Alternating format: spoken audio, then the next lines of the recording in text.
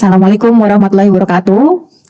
Selamat pagi menjelang siang, Bapak Ibu yang bergabung di link Zoom maupun yang menyimak di YouTube. Senang sekali pada pagi hari ini saya bisa hadir di tengah-tengah Bapak Ibu dan saya akan menyampaikan materi mengenai pembangunan manajemen talenta di instansi pemerintah. Ada 3 materi outline yang akan saya sampaikan pada pagi hari ini. Yang pertama itu kita awali dengan definisi manajemen talenta. Lalu yang kedua mengenai kelembagaan manajemen talenta, dan yang terakhir mengenai tahapan-tahapan pembangunan manajemen talenta. Nah, agar mudah dipahami Bapak Ibu, kita pahami dulu ya, apa sih sebenarnya manajemen talenta itu? Mungkin sudah familiar ya, cuman untuk menyamakan persepsi, mungkin bisa disimak definisi manajemen talenta. Kita awali dengan pemahaman mengenai talenta dan suksesor. Nah, bisa dilihat di sini Bapak Ibu. Sesuai Permenpan RB nomor 3 tahun 2020, talenta adalah pegawai ASN yang memenuhi syarat tertentu untuk masuk ke dalam kelompok rencana suksesi. Di mana kelompok rencana suksesi itu adalah pegawai-pegawai yang berada di kotak nomor 7, 8, dan 9. Sementara suksesor itu adalah talenta yang dicalonkan untuk menjadi pengganti pejabat yang menduduki jabatan target saat ini dan disiapkan untuk mendudukinya pada saat jabatan tersebut lowong dan atau sesuai dengan kebutuhan organisasi. Nah, dalam Permenpan RB nomor 3 tahun 2020 juga disampaikan bahwa ini ada manajemen talenta nasional dan ada manajemen talenta instansi. Di mana manajemen talenta ini adalah sistem manajemen karir ASN yang tahapannya meliputi akuisisi, kemudian ada pengembangan, retensi, penempatan yang diprioritaskan untuk menduduki jabatan target. Nanti kita belajar ya Bapak Ibu apa itu jabatan target berdasarkan tingkat potensial dan kinerja tertinggi melalui suatu mekanisme tertentu yang dilaksanakan secara efektif dan berkelanjutan.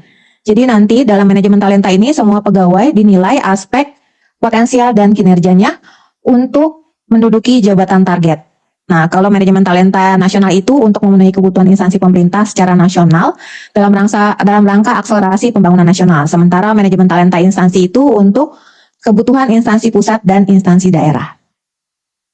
Oke, kita sudah memahami definisi manajemen talenta. Kemudian di materi yang kedua ini mengenai kelembagaan manajemen talenta. Nah, kelembagaan manajemen talenta ini terkait dengan tim manajemen talenta itu sendiri. Jadi untuk menjalankan manajemen talenta dibentuklah tim yang melaksanakan proses manajemen talenta ini. Nah, sebenarnya tidak ada aturan baku terkait dengan tim manajemen talenta, cuman kami menyarankan sebaiknya komposisi tim manajemen talenta itu terdiri dari unsur kepegawaian, kemudian unsur organisasi dan pengawas internal. Kenapa melibatkan minimal 3 unsur tersebut? Karena banyak dokumen-dokumen yang diperlukan untuk pembangunan manajemen talenta di unit-unit yang terkait dengan kepegawaian organisasi dan pengawas internal. Jadi kami menyarankan agar timnya ini memiliki 3 unsur tersebut. Di mana tugas mendasar dari tim manajemen talenta ini adalah mengelola talenta, kemudian mengusulkan rencana suksesi kepada PPK, dan melakukan monitoring evaluasi talenta serta penyelenggaraan talenta di instansi pemerintah. Dan bisa dilihat di sini contoh dari struktur tim manajemen talenta instansinya.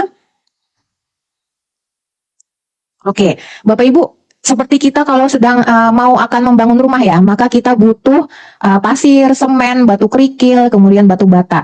Dalam pembangunan manajemen talenta pun kita membutuhkan beberapa dokumen dalam proses pengembangan manajemen talenta. Adapun dokumen-dokumen atau infrastruktur yang dibutuhkan untuk pengembangan manajemen talenta itu berdasarkan Permenpan 3 tahun 2020. Pertama-tama kita harus menyiapkan peta jabatan dan jabatan kritikal. Kemudian ada profil talenta, ada standar metode asesmen dan uji kompetensi secara nasional. Lalu ada standar kompetensi jabatan, ada standar penilaian kinerja real, pola karir, tim manajemen talentanya, program pengembangan talenta, lalu ada panitia seleksi, kemudian ada basis data SDM, sistem informasi talenta, dan yang terakhir adalah anggaran. Nah, ini ada Bapak Ibu. Tadi pertama-tama kita harus membentuk tim, kemudian infrastruktur yang harus disiapkan, ini ada 12, mulai dari peta jabatan sampai yang terakhir adalah anggaran yang harus disiapkan ketika kita akan membangun manajemen talenta. Nah, bagaimana tahapan membangun manajemen talentanya? Ada 5 tahapan dalam pembangunan manajemen talenta, diawali dengan proses akuisisi talenta. Nah, proses akuisisi talenta ini adalah proses yang paling kompleks dibandingkan dengan tahapan-tahapan yang lainnya, karena output dari akuisisi talenta ini adalah profil talenta dan suksesor. Kemudian setelah kita akuisisi talenta, kita ada tahapan proses pengembangan talenta. Lalu proses yang ketiga adalah retensi talenta, yang keempat adalah penempatan talenta, dan terakhir adalah monitoring dan evaluasi. Baik, kita awali dulu dengan penjelasan dari tahapan akuisisi talenta. Nah, Bapak Ibu, seperti yang sudah saya sampaikan tadi, ini adalah tahapan yang pertama. Dalam akuisisi, kita harus mengidentifikasi kebutuhan jabatan target. Apakah jabatan target itu? Jabatan target adalah jabatan yang sedang atau diproyeksi akan lowong di masa depan. Jadi tahapan pertama adalah kita mencari dulu nih, mengidentifikasi kebutuhan jabatan target. Jabatan mana saja sih yang sedang atau diproyeksi akan lowong di masa depan. Nah, yang sedang atau akan lowong ini kenapa? Bisa jadi si pemangku jabatan memasuki batas usia pensiun. Atau si pemangku jabatan mengalami promosi, rotasi, dan mutasi. Nah, jadi tahap awal kita harus mengidentifikasi kebutuhan jabatan target. Seperti di layar sini contohnya ilustrasinya. Contohnya adalah kepala BKPSDM. Nah, proyeksi kosong itu adalah pada bulan Mei tahun 2026. Kurang lebih 1 tahun ke depan. Jadi kita sudah nanti setelah mengecek jabatan yang sedang lowong ataupun akan lowong, tahap selanjutnya adalah kita mengecek ketersediaan talenta di instansi kita. Nah, di sini contohnya kepala Bapeda. Nah, kosong sejak November 2024. Jadi durasi kosongnya ini, itu kurang lebih kemarin ya, beberapa bulan ya, November, Desember, Januari, Februari, kurang lebih 3 bulan sudah kosong gitu. Nah, setelah kita mengidentifikasi kebutuhan jabatan target, di tahap yang kedua dari akuisisi ini, kita ada menganalisis kebutuhan talenta. Seperti yang tadi saya sampaikan, menganalisis kebutuhan talenta ini, kita mengecek tersediaan stok talenta kita di instansi kita masing-masing. Contohnya ini, kebutuhan jabatan target, jabatan yang akan lowong ini ada 5. Sementara jabatan yang sudah lowong ini juga ada 5. Jadi total jumlah jabatan target adalah 10. Nah, rasio ideal antara jabatan target dengan stok talenta adalah 1:3. Jadi satu jabatan yang lowong diharapkan ada 3 talenta yang bisa diprediksi menduduki jabatan tersebut. Jadi gini, karena ada total jumlah jabatan targetnya 10, maka rasionya 1:3 talentanya adalah 30 talenta. Di settingnya 30 talenta. Nah, setelah mengecek ketersediaan talenta, tahapan yang ketiga dari akuisisi talenta adalah menyusun rumpun jabatan. Apa itu rumpun jabatan? Rumpun jabatan adalah pengelompokan jabatan berdasarkan fungsi, sifat, tugas, dan tanggung jawab pekerjaan sejenis yang terkait gitu. Jadi dalam rumpun jabatan ini kita mengelompokkan jabatan-jabatan yang ada di instansi kita ke dalam rumpun jabatan. Nah, adapun langkah pertama-tama Bapak Ibu harus menginventarisir jabatan yang tersedia di instansi. Diinventarisir semuanya, nama-nama jabatan di instansi Bapak Ibu. Setelah diinventarisir, kita melakukan pengelompokan awal. Jadi dikelompokkan nama-nama jabatan yang sama atau mirip fungsi, urusan, dan atau kompetensinya. Contohnya sini pengelompokan awal ya. Setelah Bapak Ibu mendata semua nama jabatan di instansi, kita didata nih, ternyata ada fungsi pengelolaan SDM umum, contohnya analis SDMA. Lalu ada fungsi pengelolaan kompetensi SDM, analis kompetensi. Fungsi keamanan informasi, menggalang informatika. Fungsi pengelolaan TI itu pranata komputer. Fungsi pengelolaan anggaran itu ada analis anggaran dan pemeriksa anggaran. Nah, ini adalah pengelompokan awal Bapak Ibu. Lalu tahap selanjutnya, di langkah yang ketiga, kita menentukan rumpun jabatan besar dari jabatan yang sudah dikelompokkan di langkah yang kedua. Tadi kalau yang langkah kedua kita sudah melakukan pengelompokan awal. Di langkah yang ketiga, kita sudah memberikan nama dari rumpun jabatan yang disusun. Nah, berdasarkan analisis tadi, di langkah yang kedua, kita memberikan nama, ternyata berdasarkan analisis di langkah kedua, ditentukan rumpun jabatan di instansi A adalah yang pertama itu rumpun jabatan SDM. Lalu dibuat definisi. Jadi SDM itu adalah jabatan-jabatan yang terkait dengan pengelolaan sumber daya manusia. Sebagai contoh, di dalam rumpun SDM ini masuk fungsi pengelola SDM umum dan fungsi pengelola kompetensi SDM yang tadi ada di langkah 2 Bapak Ibu. Ya, kemudian di IT itu ada fungsi keamanan informasi dan fungsi pengelolaan IT-nya. Dan di fungsi keuangan, di rumpun jabatan keuangan itu ada fungsi pengelola anggaran. Jadi diinventarisir di langkah pertama, terus dilakukan pengelompokan awal, yang terakhir itu pengelompokan berdasarkan nama rumpun jabatan. Gitu kurang lebih gambarannya. Nah, ini adalah contoh rumpun jabatan yang ada di konteks pemerintahan daerah. Nah, rumpun jabatannya di sini terdiri atas teknologi informasi, ada rumpun jabatan teknik dan infrastruktur, kemudian ada rumpun jabatan pendidikan, kebudayaan, seni dan olahraga, ada tata kelola pemerintahan, hukum, sosial, politik, perekonomian keuangan, kesehatan, dan pertanian. Oke, tadi langkah ketiga adalah membuat rumpun jabatan. Kemudian langkah yang keempat adalah menentukan komponen, indikator, dan bobot penilaian talenta. Berdasarkan Permenpan 3 nomor 2, Permenpan nomor 3 tahun 2020, pengembangan manajemen talenta itu berdasarkan penilaian potensial dan kinerja. Potensialnya menjadi tumbuh X, kemudian kinerjanya menjadi sumbu Y. Nah, pada aspek potensial, hal-hal apa saja yang diukur? Bisa dilihat di sini, pengukuran potensial itu terdiri atas pengukuran potensi, kompetensi, rekam jejak jabatan, dan pertimbangan lain. Sementara untuk penilaian kinerja, bisa dilakukan penilaian SKP dan nilai perilaku kerja. Oke, selanjutnya di sini adalah gambaran dari penilaian kinerja dikelompokkan ke dalam 3 kategori di bawah ekspektasi, sesuai ekspektasi, dan di atas ekspektasi. Nah, sementara penilaian potensialnya berdasarkan Permenpan 3 2020, kalau aspek pengukuran potensinya, ini subaspek pengukurannya ada intelektual, interpersonal, kesadaran diri, kemampuan berpikir kritis dan strategis, kemampuan menyelesaikan masalah, kecerdasan emosional, kemampuan belajar cepat, mengembangkan diri, motivasi, dan komitmen. Kalau untuk kompetensi, subaspek pengukurannya adalah kompetensi teknis, manajerial, dan sosial kultural. Rekam jejak jabatan, subaspek pengukurannya adalah pendidikan formal, pendidikan pelatihan, pengalaman dalam jabatan, integritas, dan moralitas. Sementara pertimbangan lain, subaspek penilaiannya itu ada kualifikasi pendidikan, preferensi karir, dan pengalaman kepemimpinan organisasi. Oke, baik. Nah, Bapak Ibu, tadi kan sudah ada ya, kita tahu ya sumbu X itu potensial, sumbu Y itu kinerja. Nah, kemudian ada subaspeknya. Nah, tadi yang saya jelaskan, dari komponen kinerja ini, kita bisa membuat pembagian seperti ini.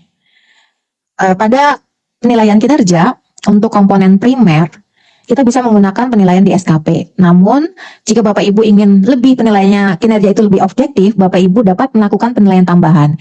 Di sini kita melakukan istilahnya penilaian yang sekunder. Penilaian sekunder itu apa? Bisa kita menilaikan penghargaan yang diperoleh oleh pegawai, kemudian penugasan dalam timnya juga dinilai, juga contoh di sini ada penilaian 360. Jadi untuk menjaga objektivitasnya agar lebih objektif, kita juga bisa melakukan penilaian tambahan terkait dengan kinerja. Contohnya adalah penghargaan, penugasan dalam tim, dan penilaian 360. Ini Bapak Ibu, saya menampilkan model contoh ya Bapak Ibu ya, nanti jadi bisa disesuaikan dengan konteks organisasi masing-masing Bapak Ibu. Lalu bagaimana dengan aspek potensialnya? Nah, aspek potensialnya ini dirinci, ada kompetensi di bobot 35%. Oh tadi kalau ingin kinerja misalnya di aspek primer, penilaian SKP itu 50%, sekunder, penghargaan penugasan dalam tim dan penilaian 360 itu 50%, 50%. Nah, untuk aspek potensial, ada kompetensi. Ini contohnya diberi bobot 35%. Rekam jejak diberi bobot 25%, timbangan lain 15%, dan potensi 25%. Nah, ini pun pembobotannya ini disesuaikan dengan instansi masing-masing. Jadi ini hanyalah contoh. Jadi misalnya instansi itu melihat kalau misalnya kalau menurut kita penilaian kompetensi itu, ini berdasarkan hasil diskusi ya Bapak Ibu ya. Penilaian kompetensi itu menurut kita adalah penilaian yang paling objektif pada aspek potensial dibandingkan dengan aspek-aspek rekam jejak, timbangan lain, dan potensi. Maka kami memutuskan untuk memberikan bobot sebesar 35% pada kompetensi. Tapi mungkin juga ada instansi yang ngerasa, wah kalau di instansi kita tuh rekam jejak yang paling menggambarkan kinerja seseorang pegawai. Jadi kita mau bikin rekam jejak misalnya 35% itu boleh berdasarkan hasil diskusi internal gitu. Jadi tadi setelah menentukan aspek-aspek penilaiannya, maka kita harus membuat pembobotan dari subaspek penilaian tersebut. Sebagai contoh di sini, kinerja aspek primer 50, sekunder 50. Kemudian potensial, kompetensi di bobot 35%, rekam jejak 25%, pertimbangan lain 15%, potensi 25%. Nah, ini adalah gambaran contoh dari pembobotan subaspek penilaian manajemen talenta. Nah, setelah dibobot, Bapak Ibu harus melakukan leveling dari tiap subaspek penilaian manajemen talenta. Sebagai contoh di sini predikat kinerja diberikan level, jika pegawai tersebut bernilai sangat baik, maka diberikan nilai 100. Jika baik 80, butuh perbaikan 60, kurang 50, dan sangat kurang 40. Nah, apa gunanya pembobotan level tiap subaspek penilaian ini? Supaya bisa membedakan antara satu pegawai dengan pegawai yang lainnya. Jadi nanti di gambar manajemen talentanya di aplikasi 9 boxnya itu, pegawai tersebut secara objektif sudah terkategorikan ke dalam 9 kotak tersebut. Nah, ini adalah hasil akhir dari tahapan yang pertama, yaitu akuisisi talenta. Di mana pada akuisisi talenta ini semua pegawai dikelompokkan ke dalam 9 box. Bisa dilihat di sini adalah persebaran normal dari penilaian seluruh pegawainya. Bisa dilihat ini sebagian besar pegawai berada di kotak nomor 5. Sementara di kotak 7, 8, 9, talentanya itu hanya beberapa pegawai. Nah, persebaran normal seperti ini menunjukkan juga bahwa aspek dan subaspek dari penilaian manajemen talenta itu sudah bekerja dengan baik karena bisa membedakan antara pegawai satu dengan yang lainnya. Nah, jika terjadi penumpukan di suatu kotak, maka itu menunjukkan aspek penilaiannya itu kurang baik. Nah, kalau tadi kita sudah terlihat bahwa persebarannya sudah sangat bagus, sudah sangat normal, bahwa pegawai sudah terkotakkan di dalam 9 kotak. Nah, ini indikator bahwa penilaian dari subaspeknya sudah sangat bagus. Oke, setelah tadi akuisisi talenta, maka tahap yang selanjutnya adalah pengembangan talenta. Setelah Bapak Ibu punya data nih, data profil talenta yang berdasarkan 9 box tadi. Langkah selanjutnya mau diapakan? Maka langkah selanjutnya adalah pengembangan talenta. Nah, di tahapan pengembangan talenta ini, inputannya berdasarkan hasil pemetaan talenta tadi ya Bapak Ibu ya. Pemetaan pegawai ke dalam 9 box tersebut. Nah, di situ ada profil talenta, kemudian ada analisis kesenjangan kompetensi. Analisis kesenjangan kompetensi ini adalah gap kompetensi antara standar kompetensi yang berlaku dengan nilai penilaian kompetensi yang diperoleh pegawai. Nah, bagaimanakah merencanakan pengembangan talenta? Nah, di perencanaan pengembangan talenta ini diharapkan terjadi dialog di awal tahapan ya, ada dialog antara atasan dengan bawahan. Nah, kenapa dibutuhkan dialog? Ini dibutuhkan untuk menentukan kebutuhan pengembangan talentanya itu seperti apa. Kemudian bentuk pengembangannya seperti apa dan jalurnya seperti apa. Didiskusikan dulu dengan atasan. Nah, setelah itu dibuat rencana pengembangan talenta. Contohnya saja di sini ada pegawai bernama Dewi, jabatannya analis kebijakan media. Lalu yang bersangkutan akan proyeksinya jabatan targetnya akan menduduki jabatan JPT pada rumpun organisasi dan SDM. Yang bersangkutan ada di posisi kotak nomor 7. Nah, berdasarkan hasil diskusi dengan atasan, maka Dewi ini akan melakukan rencana pengembangan talentnya berbentuk klasikal dan non-klasikal, di mana bentuk klasikalnya ini diklat berupa diklat change management, sementara non-klasikalnya adalah perluasan jabatan. Penyelenggaranya eksternal untuk change management, kalau perluasan jabatan dikoordinir atasan langsung dan tim manajemen talenta. Jumlahnya 30 JP. Prediksi pelaksanaan pengembangan talentanya itu di bulan Oktober tahun 2025 untuk change management, dan untuk perluasan jabatan itu dari Januari sampai Desember 2025. Nah, untuk diklat change management itu kurang lebih biayanya proyeksinya adalah sebesar 5 juta. Nah, setelah dibuat rencana seperti ini dan diketahui oleh atasan, maka tahap selanjutnya adalah pelaksanaan pengembangan talenta. Oke, berdasarkan perlan nomor 10, di situ disampaikan bahwa pengembangan kompetensi itu ada klasikal dan non-klasikal ya Bapak Ibu ya. Klasikal itu adalah pelatihan-pelatihan yang sifatnya konvensional, sementara yang non-klasikal itu contohnya adalah perluasan jabatan, kemudian pengayaan, coaching mentoring, e-learning, data sharing, magang, belajar mandiri, dan komunitas belajar. Nah, kurang lebih itu adalah bentuk pengembangan talenta. Jadi yang pertama tadi akuisisi talenta, kemudian pengembangan talenta, lalu yang ketiga kita masuk ke tahap yang ketiga adalah retensi talenta. Baik, jadi apakah sih yang dimaksud dengan retensi talenta ini? Nah, retensi talenta ini adalah strategi untuk mempertahankan para talenta. Nah, bagaimana strateginya agar para talenta itu tetap bertahan di instansinya masing-masing? Nah, bentuk retensinya itu bisa berupa finansial dan non-finansial. Dari segi finansial, berupa gaji, tunjangan, dan insentif. Kalau non-finansial itu bisa dengan memberikan fleksibilitas bekerja, kemudian bisa juga dengan memberikan pengakuan dan penghargaan resmi, atau memberikan fasilitas tambahan. Kemudian juga bisa pengembangan kompetensi berupa, contohnya itu perluasan jabatan atau pengayaan, dan bisa juga dengan percepatan karir. Agar talenta-talenta ini tetap betah berada di instansi tempat mereka bekerja. Baik, setelah penempatan talenta, tahapan yang keempat adalah penempatan talenta.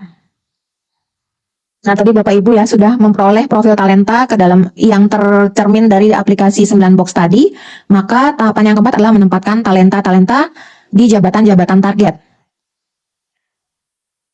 Nah, ini ilustrasinya, contohnya jabatan targetnya adalah Kepala BKD. Yang menjabat saat ini adalah Pak Antoni, di mana jabatan tersebut akan lowong dalam jangka waktu 6 bulan. Nah, maka para talenta yang berada di kotak nomor 789 ini dimasukkan ke dalam list. Nanti untuk dilihat siapa yang siap untuk menduduki jabatan target berupa Kepala BKT. Begitu juga jabatan target Kepala Bapeda. Ini pejabat saat ini Ibu Mary. Prediksi akan lowong itu kurang lebih 1 tahun ke depan. Jadi sudah dicek nih stok talentanya untuk menduduki Kepala Bapeda kurang lebih 1 tahun ke depan tuh sudah ada atau belum. Rasionya sudah 1:3 atau belum gitu. Dicek ketersediaan talentanya itu sudah ada atau belum gitu ya. Bisa nggak diisi? Kalau misalnya 1 tahun ke depan Kepala Bapeda itu bisa diisi dengan melalui manajemen talenta. Nah, perlu diperhatikan Bapak Ibu, untuk menduduki jabatan target, talenta tidak sedang menjalani hukuman disiplin. Nah, tahapan yang kelima dari manajemen talenta ini adalah pemantauan manajemen talenta. Di mana pemantauan ini ada 2 jenis pemantauannya. Ada pemantauan manajemen talentanya, yaitu terkait dengan penyelenggaraan manajemen talentanya, dan pemantauan talenta itu sendiri, pegawai yang termasuk dalam talenta. Jadi ada 2, penyelenggaraannya dan pegawai yang termasuk dalam talenta. Nah, bagaimana ini terkait dengan pemantauan dan evaluasi penyelenggara manajemen talentanya? Ini berkaitan dengan pengecekan ketersediaan pasokan talenta terhadap jabatan target. Seperti yang tadi saya sampaikan, ketika ada jabatan yang sedang atau diprediksi akan lowong, gitu, kita harus ngecek dulu nih, stok talenta kita ada nggak ya untuk menduduki jabatan yang sedang ataupun akan lowong. Gitu, rasionya berapa, cukup atau enggak menduduki jabatan target tersebut. Kemudian lama waktu pengisian jabatan target gitu.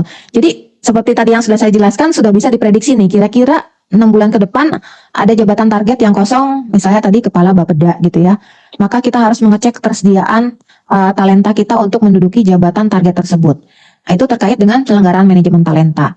Nah, pemantauan yang terkait dengan talenta, pegawai yang termasuk dalam talenta itu ada 3 aspek. Pemantauan di aspek pengembangan talentanya, sudah dijalankan atau belum. Kemudian retensi talentanya sudah dijalankan atau belum, dan penempatan talentanya. Jadi objeknya ini, kalau yang tadi kita fokus ke penyelenggaraan manajemen talenta, sementara kalau yang pemantauan talenta fokus kita pada pegawai yang termasuk dalam talenta.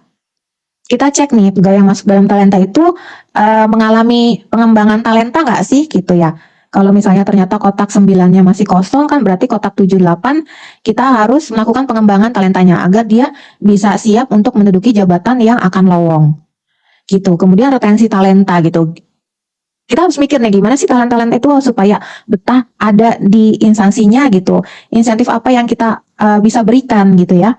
Kemudian ada pemantauan penempatan talenta. Talenta-talenta yang sudah ditempatkan pada jabatan target itu dipantau. Yang telah menduduki jabatan target selama 3 tahun itu dipantau kinerjanya, bagaimana, apakah efektif, apakah perlu dilakukan rotasi atau mutasi.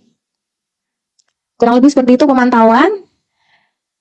Tahap yang merupakan tahap yang terakhir dari dari manajemen talenta Bapak Ibu. Ya, jadi tadi kita awali dari akuisisi, kemudian pengembangan, retensi, penempatan, dan terakhir adalah pemantauan talenta tersebut. Demikian dari saya. Terima kasih banyak, semoga bermanfaat. Wabillahi taufiq wal hidayah. Wassalamualaikum warahmatullahi wabarakatuh.